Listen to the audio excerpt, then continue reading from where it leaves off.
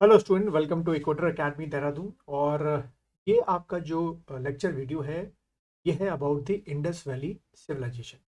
अगर हम जीएस के पॉइंट ऑफ व्यू से बात करें तो आपकी इंडस वैली सिविलाइजेशन से लगभग आपके 2 से 3 क्वेश्चन जो है वो आपके एग्जाम में आ सकते हैं। ठीक है, तो सबसे पहले इंडस वैली सिविलाइजेशन की अगर हम लोग बात करें तो इंडस वैली सिविलाइजेशन को और क्या बोलते हैं ये आपके एमसीक्यू में पूछ सकते हैं। It is also known as Harappa civilisation. ठीक है, तो मेरे साथ साथ लिख लो इसको। It is also known as Harappa civilisation. ठीक है, अब इसको ऐसा क्यों बोलते हैं, क्योंकि जो सबसे पहला जो सिटी आपका एक्सकेवेट किया गया था वो हड़प्पा ही एक्सकेवेट किया गया था, जैसे कि आप यहाँ पर देख रहे हैं। यहाँ पर ये आपका, और इसी वजह से इसका जो नाम है वो कई बुक्स में हड़प्पा सिविलाइजेशन भी कहा जाता है। ठीक है, और क्योंकि पहली साइट थी इस वजह से। फिर उसके बाद आपको कुछ नाम हैं जो अक्सर याद रखने हैं और एग्जाम में पूछते हैं। मेरे साथ साथ नाम आप लोग लिखते जाइएगा। सबसे पहला है चार्ल्स। ठीक है, मेरसन। ये इनके बारे में मैं लिखाऊंगा आपको। पहले आप लोग लिखिएगा चार्ल्स मेरसन। ठीक है, ये नाम आपको याद में रखना है। उसके बाद अगला नाम जो आप याद रखेंगे अलेक्जेंडर। ALEXAN, Alexander. ठीक है, अलेक्जेंडर कनिंगम। CUNI, Cunningham. ठीक है, ये नाम भी आपको, अलेक्जेंडर कनिंगम भी जो है वो नाम आपको याद रखना है। और फिर एक तीसरा नाम आपको याद रखना है, वो है आपका क्या, John Marshall. John John Marshall. ठीक है, जॉन मार्शल। अब ये तीनों नाम क्यों इंपॉर्टेंट है और किस तरीके से आपसे एग्जाम में पूछे आते हैं, उन सब के पीछे एक स्टोरी है, कहानी है, जो अगर आप याद रखेंगे तो थोड़ा सा आप लोग के लिए आसान होगा। नो, सबसे पहले हम लोग बात करते हैं किसकी, चार्ल्स मेरसन की बात करते हैं। He was a British traveller. और अ, ये लगभग 1826 के आसपास कहा जाता है कि he founded old bricks at Harappa in large number. ठीक है, उस समय इसको भी नहीं पता था कि ये जो हड़प्पा के अंदर जो इसको ये ब्रिक्स मिल रहे हैं ये इतने हजार साल पुरानी सिविलाइजेशन के आपके ब्रिक्स हैं। ठीक है, एंड लेकिन सबसे पहले कहते हैं कि चार्ल्स मर्सन ने जो है वो आप कह सकते हो कि ब्रिक्स की एक तरीके से खोज की। उसके बाद Harappan site was notice by colonel Burns. इसके बाद आपके एक बर्न्स आए थे, BURNS, बर्न्स। और उसका इतना योगदान नहीं मानते, लेकिन सेकंड पर्सन के तौर पे तो नहीं बोलेंगे, लेकिन कहेंगे कि एक और चार्ल्स मर्सन को असिस्ट करने वाला या उसके थॉट्स को सपोर्ट करने वाला एक आपका चार्ल्स कर्नल बर्न्स था, when he went to met Maharaja Ranjit Singh. ठीक है, ये बर्न जो थे महाराजा महाराजा रणजीत सिंह थे, उनसे 1831 में आपकी इनकी मुलाकात हुई थी। और तब जब उस इलाके में गए थे तो उन्होंने बहुत सारे ओल्ड ब्रिक्स देखे। खैर ये भी उस समय जो है सर्टिफाई नहीं कर पाए। उसके बाद आपके जो ये अलेक्जेंडर कनिंगम थे, he went to Harappan site in 1853। ठीक है, एंड इन 1857। ठीक है, 2 बार ये इस साइट पर गए। और देन इन 1856 तब इनको समझ में आया कि भाई ये, इन्होंने लिखा अपने नोट्स में कि ये जितना हम ओल्ड ब्रिक्स को समझ रहे हैं उससे भी ज़्यादा ओल्ड्स आपकी है। ठीक है, उसके बाद फिर आपके क्या होते हैं, जॉन मार्शल जो साहब थे, under the leadership of John Marshall, आपकी जो हड़प्पन का जो एक्सकवेशन था वो आपका 1920 ऑनवर्ड्स आपका शुरू हुआ। फिर इसके बाद हमको पता ही है कि दयाराम साहनी, इनसे रिलेटेड आपको एक नाम ध्यान में रखना है, दया राम दयाराम साहनी। ठीक है, ये नाम आपको ध्यान में रखना है।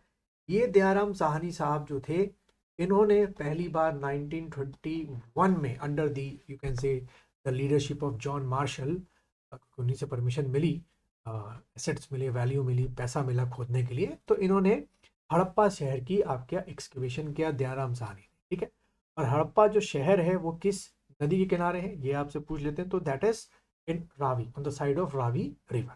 ठीक है, तो पहला आपका जो MCQ क्वेश्चन है वो इतने फैक्ट से बन सकता है जितना मैंने अभी आपको लिखा है। अब अगले फैक्ट की तरफ बढ़ते हैं। ये जो इंडस सिविलाइजेशन है, ठीक है, इसको एक और अल्टरनेटिव नेम मिलता है हमको बुक्स में, ब्रॉन्ज सिविलाइजेशन।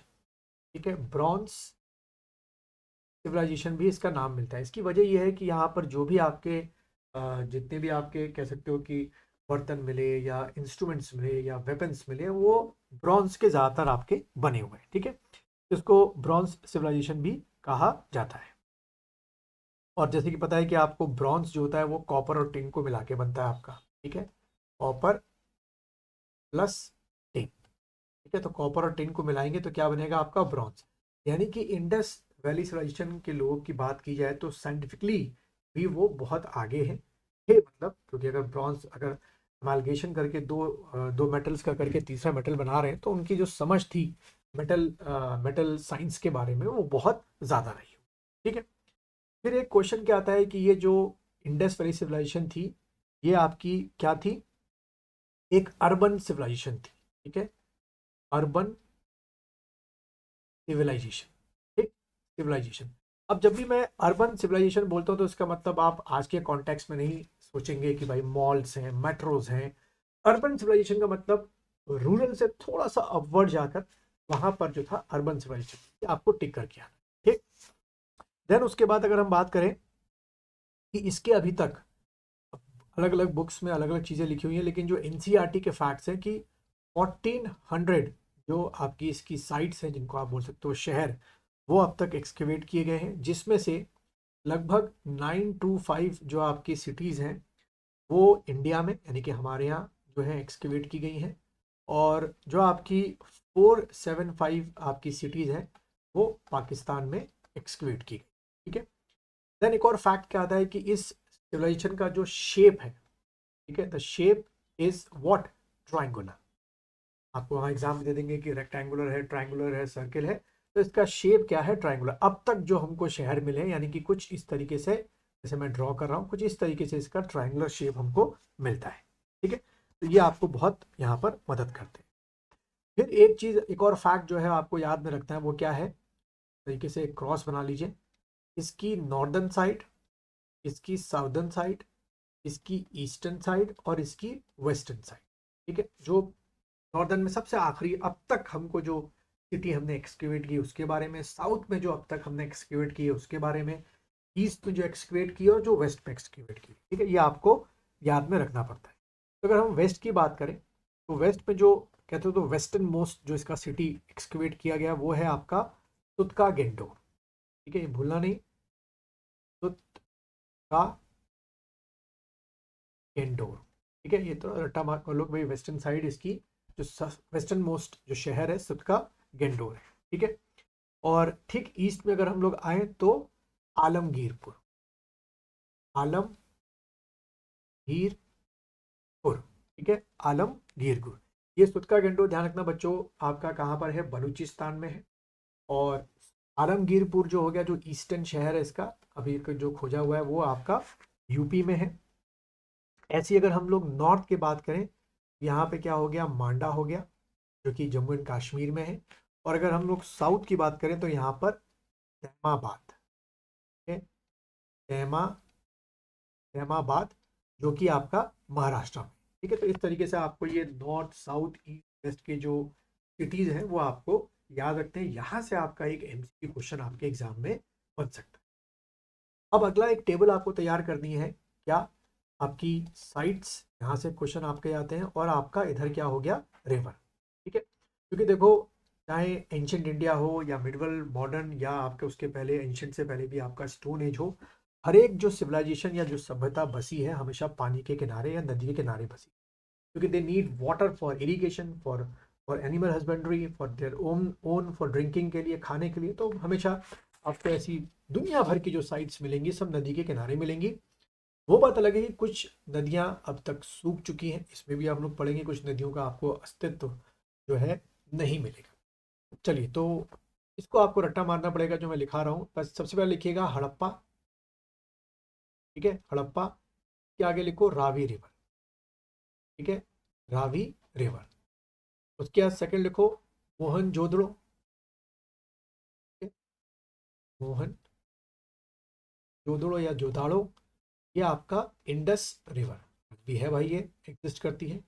उसके बाद चन्हू दाड़ो, चन्हू, ठीक है, एच यू करोगे, चन्हू, चन्हू दाड़ो।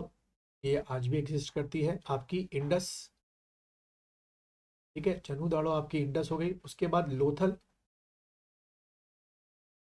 Lothal that is in on the side of Bhogava. अब ये आपकी अभी एग्जिस्ट नहीं करती है, लेकिन एविडेंस है हमारे पास कि ये पहले हुआ करती थी। लोथल हो गया, भोगवा। देन उसके बाद कालीबंगम, बंगम, कालीबंगम दैट इज घग्गर, घग्गर। उसके बाद बनवाली,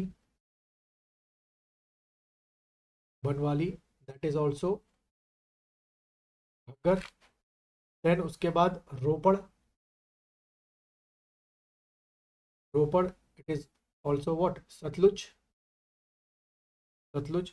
उसके बाद रंगपुर। देखो नाम थोड़े से ना मिलते जुलते हैं, इसलिए थोड़ा सा आप लोग को रिवीजन जो ज़्यादा करना होता है। रंगपुर, सतलुज। उसके बाद आपका आलमगीरपुर जो मैंने बताया था भी, आलमगीरपुर, ये आपका, ठीक है, ये आपका क्या हो गया, इंटर। तो बच्चों इस तरीके से आपको ये जो चीज़ें हैं वो लगातार आपको रिवाइज कर। तो अभी अभी तक अगर आप इस लेक्चर तक बने हुए हैं तो लेक्चर को या इस वीडियो को लाइक कीजिए, शेयर कीजिए, कमेंट बॉक्स में इस लेक्चर के बारे में अपने कमेंट्स या अपने राय बताइए।